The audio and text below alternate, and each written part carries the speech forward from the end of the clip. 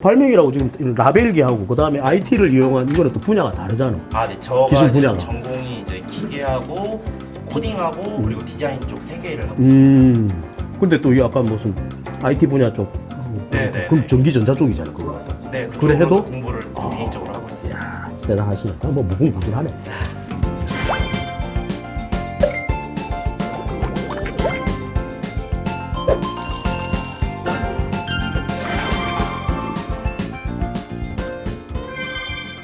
네, 주식회사 커머의 권성원 대표님, 안녕하세요. 안녕하세요. 네, 반갑습니다.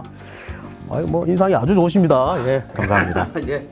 자, 우리 시청자 여러분, 오늘은 특히 청년 창업을 꿈꾸고 있는 분들에게 도움이 될 방송이지 않을까 하는 생각이 듭니다. 자, 우리 권성원 대표님은 대부분이 그 수능 시험 준비할 나이에 창업을 준비를 하셨다고 하는데 말이죠. 어린 나이에 창업을 결심하게 된 이유, 계기 한번 들어봅시다. 저는 이제 어릴 때부터 발명을 꾸준히 해오다가 네. 어느 순간부터는 제가 아픈 사람들을 위한 발명을 꾸준히 해오게 되더라고요. 네. 그래서 이런 발명품들이 정말 아픈 사람들을 위해서 발명이 됐기 때문에 그 사람들의 손길에 닿기까지 제가 직접 한번 해보고 싶어서 이제 창업을 시작하게 됐습니다. 그 아이템이 일반적인 게 아닌 아픈 사람을 위한 또 의료 보조 기구라는 점에서 상당히 또 놀라운데 말이죠. 네. 창업 아이템으로 의료 보조 기구를 선택한 이유는 또 무엇인지 궁금한데 계속해서 말씀을 해주시죠. 의료보조기구라는 거는 간단히 생각하시면 목발 같은 거라고 보면 됩니다. 네. 생활 반경 내에서 필요하지만 이렇게 고도의 기술이 필요하지 않은 하지만 없어서는 안 될 그런 기구를 우리 이제 의료보조기구라고 하는데 네네. 이제 저는 발명이라는 걸 계속 해오면서 초등학교 3학년 때부터 시작을 했는데요. 그래요? 네, 그때부터 해오면서 꾸준히 그 아픈 사람들에 대한 그런 문제점을 지나치지 못하고 해결하고자 했습니다. 네. 그러다 보니까 의료보조기구와 관련된 발명을 많이 하게 됐고요. 네네.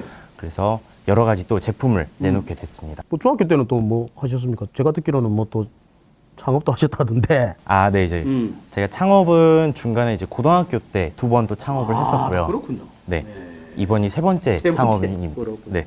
정말 어린 나이에 창업만으로도 정말 대단한데 초등학교 때부터 발명도 하고 또 중학교, 고등학교 때 또 창업까지 또 하시고 정말 그 될성 부른 나무는 떡잎부터 알아본다고 하는데 말이죠. 대표님의 말로 딱 그런 케이스가 아닌가 하는 생각이 듭니다. 맞습니다. 네. 정말 어릴 때부터 발명 떡잎이 남다르지 않았나 하는 생각이 드는데요.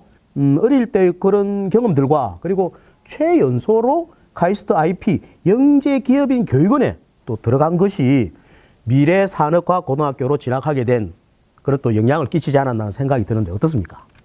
네, 맞습니다. 사실 저는 이제 최연소로 들어갔기 때문에 네. 그 당시에 저희 카이스트 IP 영재기업인 교육원에서 제가 당시 중학교 2학년이었고요.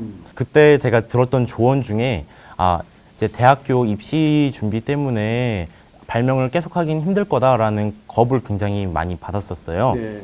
그래서 이제 여러 가지 잡지와 칼럼을 보던 중에 전국 유일 발명 특허 특성화고라는 그런 타이틀의 칼럼이 있더라고요. 네.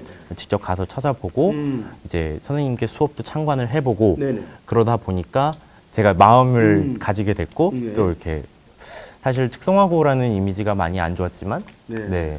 또 부모님의 반대를 무릅쓰고 제가 진학을 하게 됐습니다. 초반에는 부모님이 반대를 좀 하셨네요. 네, 좀 아무래도 그렇겠지요. 네. 네. 자, 시청자 여러분, 그 미래산업과학고등학교는 그 서울에 있는 유일한 또 발명 특성화 고등학교입니다.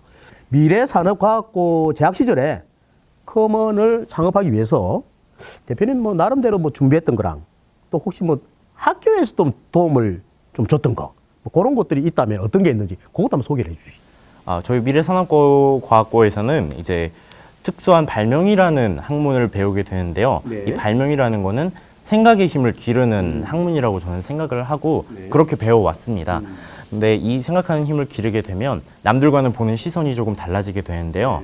뭔가 문제 상황이 맞닥뜨렸을 때 이거를 불편하네라고 피해가는 게 아니라 뭔가 어떻게 해결하면 좋을까라는 의문을 가지고 그거에 대해 또 심도 있게 연구를 하게 됩니다. 그래서 그런 연구를 갖다가 여러 분야에서 하다 보니까 저의 최대 관심 분야는 의료 분야가 였다는 걸 또 깨닫게 됐고요. 그러다 보니까 또 수업 중에는 창업과 관련된 수업도 있었습니다. 네, 근데 그 창업을 갖다가 한 차례, 두 차례를 해보고 나니까 또 창업에 대한 이해도도 높아졌고 제가 그래서 세 번째 주식회사 커머를 설립하는데 큰 도움이 됐다고 할 수 있겠습니다. 자, 그럼 이 시간 마지막으로 대표님과 같이 발명과 창업을 꿈꾸고 있는 전국의 수많은 우리 청소년들에게 용기를 주는 한마디 해주신다면 어떤 말을 해줄 수 있을까요? 저는 정말로 운이 좋았다라고 이제 할 수 있겠습니다. 그래서 정말 발명이라는 연과 끈이 계속해서 이어져 왔는데요.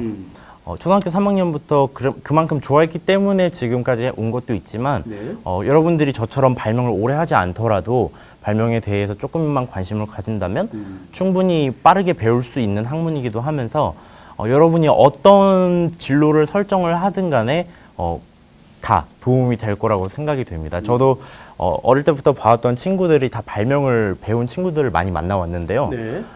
지금 이제 살고 지내고 있는 걸 보면 각자 다 다른 길을 가고 있지만 굉장히 그 분야에서 발명이 빛을 발하고 있거든요.